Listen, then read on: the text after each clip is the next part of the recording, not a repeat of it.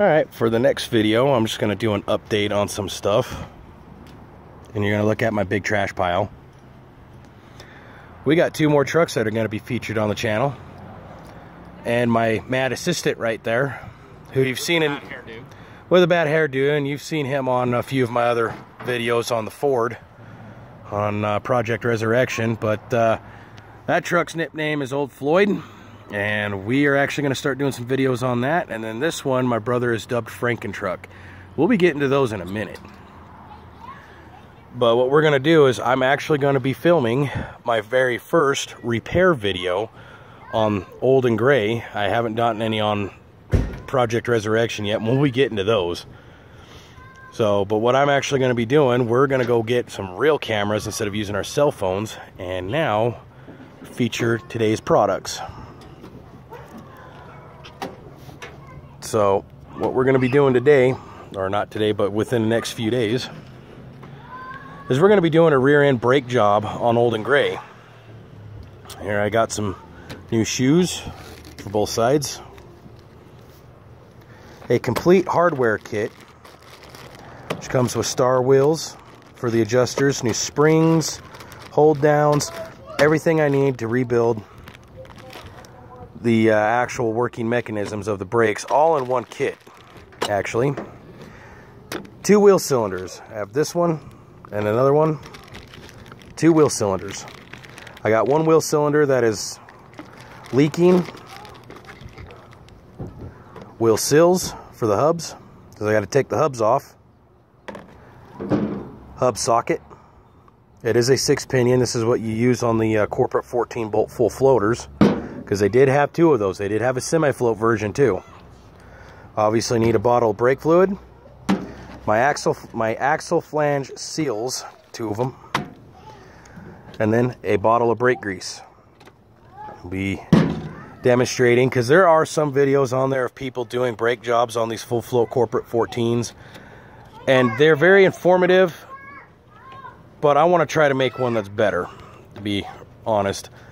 So we're going to try to do something and put in some more information that a lot of these other videos don't have. And plus all the other videos are doing disc brake versions, which will eventually happen on this truck. I will eventually get a disc brake conversion, which I'll be doing, hopefully doing a better video series of that as well. So that is what we got over here planned for Old and Gray. And it's going to be a thorough repair video. And then we got stuff over here. This is all stuff that's going to be a combination of Floyd and Frankentruck. In fact, the only part we have for Frankentruck right now is a new coil. The engine's got a severe misfire. I suspect it's a failing coil. The rest of this is for Old Floyd, my F250. What I've got here are new soft line retaining clips, 2 brand new soft lines, a set of brake pads, 2 brand new calipers. And they're the dual piston calipers. So they're the big heavy duty ones. All right. Obviously he also has some brake fluid. So we got enough brake fluid between the 2 of us to be able to do these jobs. Yes, that's the muffler from Frankentruck. It's not actually attached to anything. As you can tell, I've also been to the salvage yard. Yeah, he's also got lights and a CB. And an antenna. We'll be doing further detailed videos on how to install stuff like this, because I got a set of KC lights that'll be going on one of my trucks, just debating on which ones. Now there's a story behind why I had to get these at the salvage yard, which we'll be discussing in a later video. And the last part that I have for the brake system on Old and Gray, which I forgot to dig out in my pile of trash down here, is we pulled one of these. This is a GM brake proportioning valve. We pulled one of these out of a salvage yard just yesterday because mine is leaking. I really don't know much about these at the moment, and they are an obsolete part. I cannot find them. There's only one place I haven't checked yet, and I will let you guys know if this place has them. But I pulled this. We're going to clean it up if I can't find one, and we're going to put this on Old and Gray when we install all this, and see if this one actually functions any better. So this is all what we got so far. and I will be starting to detail and do detailed videos on the repairs that we will be doing on these trucks.